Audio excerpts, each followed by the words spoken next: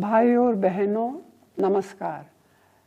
मुझे आज भी याद है 20 साल पहले डॉक्टर मनमोहन सिंह जी प्रधानमंत्री थे।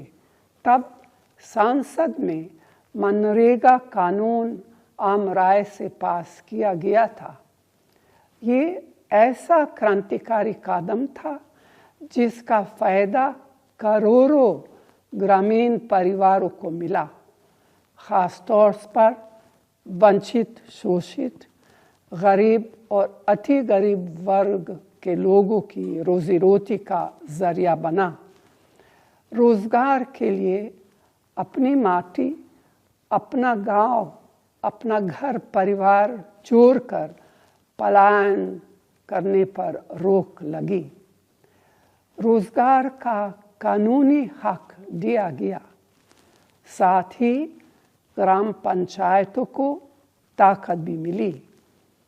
मनरेगा के जरिए महात्मा गांधी के ग्राम स्वराज के सपनों के भारत की ओर एक ठोस कदम उठाया गया।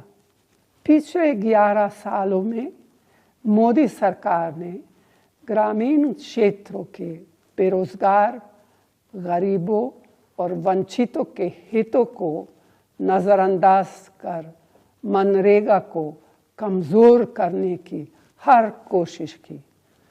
जबकि कोविड के वक्त ये गरीब वर्ग के लिए संजीवनी साबित हुआ। लेकिन बहुत अफसोस की बात है कि अभी हाल में सरकार ने मनरेगा पर बुलडोजर चला दिया।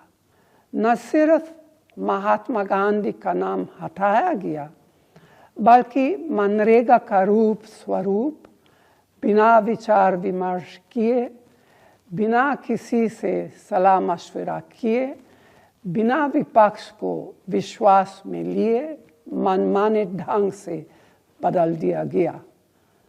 अब किसको कितना, कहाँ और किस तरह रोजगार मिलेगा, यह ज़मीनी हकीकत से दूर दिल्ली में बैठकर सरकार तय करेगी। कांग्रेस का मनरेगा को लाने और लागू करने में बड़ा योगदान था, लेकिन यह पार्टी से जुड़ा मामला कभी नहीं था।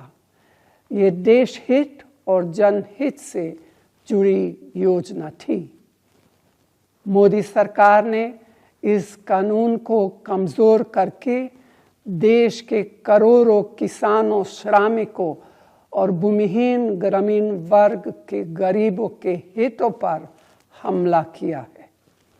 इस हमले का मुकाबला करने के लिए हम सब तैयार हैं। 20 साल पहले अपने गरीब भाई बहनों को रोजगार का अधिकार दिलवाने के लिए मैं भी लड़ी थी। आज भी इस काले कानून के खिलाफ लड़ने के लिए प्रतिबद्ध हूँ। मेरे जैसे कांग्रेस के सभी नेता और लाखों कार्यकर्ता आपके साथ खड़े हैं। जय हिंद।